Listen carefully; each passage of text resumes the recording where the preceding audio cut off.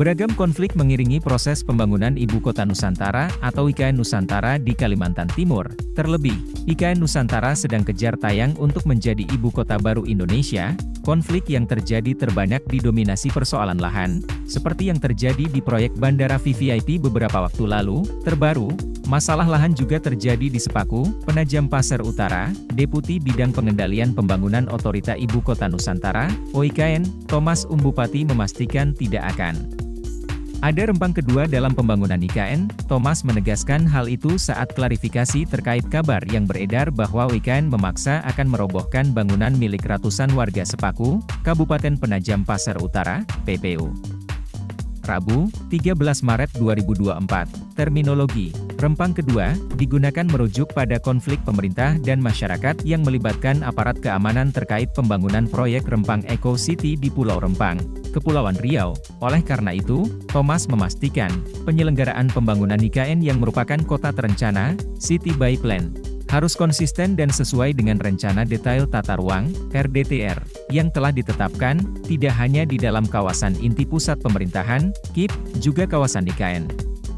KIP, dan kawasan di wilayah IKN, penegakan RDTR ini sudah dilakukan sejak masa transisi pada 10 dan 11 Mei tahun 2023 lalu. OIKN juga telah menjalin komunikasi, koordinasi, dan konsultasi dengan pemerintah daerah setempat dalam hal ini Bupati PPU.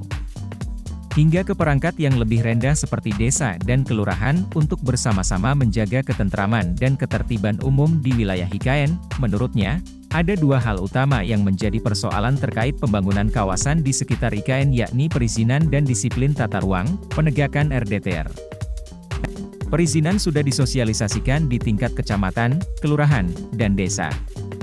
Bahkan, sosialisasi ini melibatkan tokoh masyarakat adat yang ada di Kabupaten PPU dan Kutai Kartanegara, Kukar, sebagai dua wilayah yang terdampak pembangunan IKN. Dalam proses sosialisasi ini, OIKN mengidentifikasi properti tanpa izin yang mencakup rumah tinggal 163 unit di 4 kelurahan, Argomulyo, Pemaluan, Sukaraja, dan Bumi Harapan, ruko 24 unit, rumah makan 22 unit, kios 85 unit dengan total 294 unit yang dibangun sebelum dan pasca IKN. Thomas mengeklaim, telah mendatangi satu pemilik properti by name by address. Seraya mengacu pada RDTR, pihaknya meminta agar penyelenggaraan pembangunan di wilayah IKN telah mendapatkan perizinan dari OIKN.